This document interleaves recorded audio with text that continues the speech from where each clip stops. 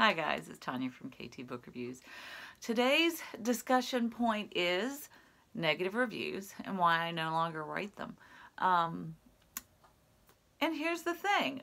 It's kind of weird, so bear with me. That's why I love these. We can have a discussion. Everybody can comment below. We can just talk about it. I love book talk.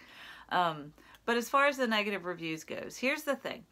Back in 2013, which it's been a minute, when my friend Kathy and I started KT Book Reviews, K for Kathy, T for Tanya, we said, and it was in our little blurb, in our whole thing, that we were tired of purchasing these books based on these 5-star reviews, and we would read it, and both her and I would look at each other and go, did we read the same book as these people?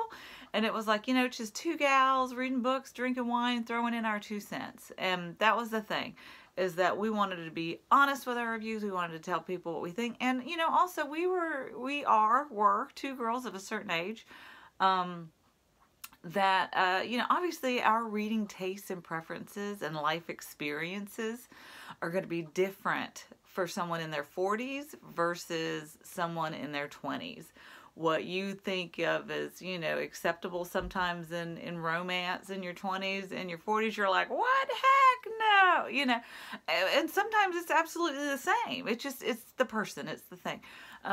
But getting back on track, the thing is that we were wanting to be really honest and open and telling, what we felt about a book, the whole thing. And so, yeah, I would write a 1-star review if I hated it. I would do a DNF, and say why I quit reading it. And which, don't get me wrong, I am not knocking reviewers or people that do that. All I can speak for is for me and myself. And here's the thing, is that Kathy, due to health issues, had to step away from the blog.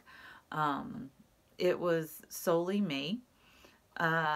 And what happened as well on top of that is, it's blogger fatigue. It's reviewer fatigue.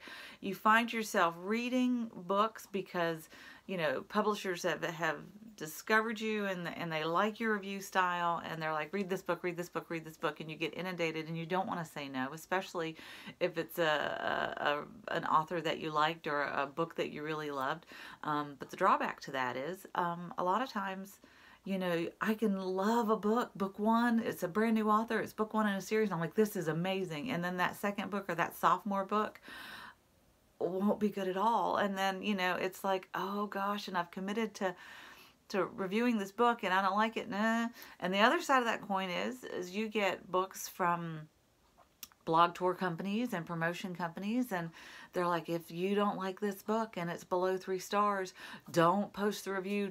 We don't want negative publicity. We want to really, we want to keep it good. You can be honest, but we ask that you wait 2 weeks. And all of this stuff together, with all of it culminating, I took a really hard look at the blog, and I took a really hard look at my reviews, and a lot of my reviews started becoming repetitive. I found myself regurgitating the same lines about a book. Would it apply to the book? Sure. But I was even sick of hearing the vocabulary that I was, putting down.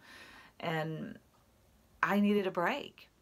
And when I decided to take a break from reading and reviewing, I also decided to take a hard look at how I was reviewing. And I decided that I got into this because I wanted to be honest about books. But first and foremost, I got into this because I love books. I've loved it from childhood. I was that kid that joined the reading club every summer at my local library, and I would, read as much as I could. I love books. I love words. I love meeting new authors, all those things. And I also decided that life was just too short to add negativity to anything. So from here on out, and for the past, I say 6 months or so, I'm only reading authors that I love, and I'm reading their books, and if I love it, I will write them a review. whether it's written or whether it's video, verbal. If I don't like it, I'm going to mark it on Goodreads as read, and I'm just going to leave it at that, because I think ultimately I want to promote books. I want to promote a love of reading. I want to promote the things I like. And I don't want to waste time and energy on something that I don't like. And now when I read a book and I don't like it, and I know I'm not liking it, I stop. I quietly set it down.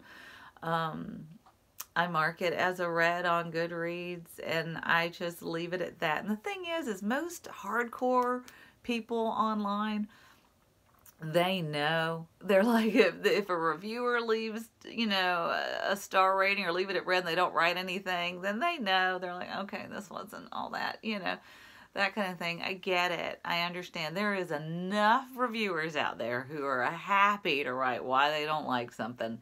You don't need me to add to it. You really don't. This is a personal choice. This is a personal decision.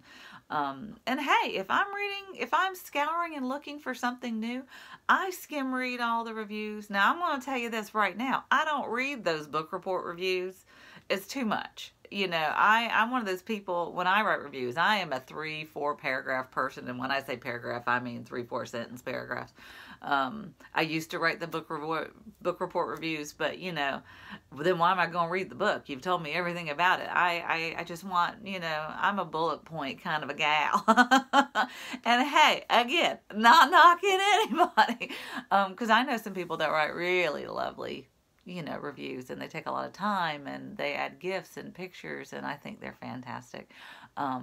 I don't like spoiler reviews either. That's another thing. I don't want to be spoiled. I want to be surprised. And you would be surprised at the people who will send me messages asking me, was there cheating in the book? Was there, you know, is there a happily ever after? Is there a, you know, and just key plot points.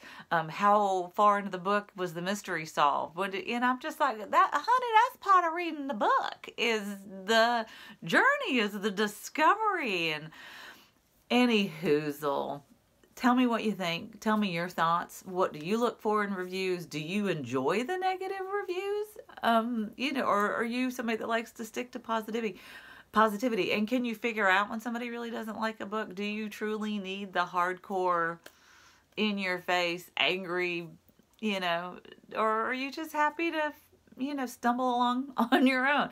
Anyway, tell me your thoughts. Tell me what you think.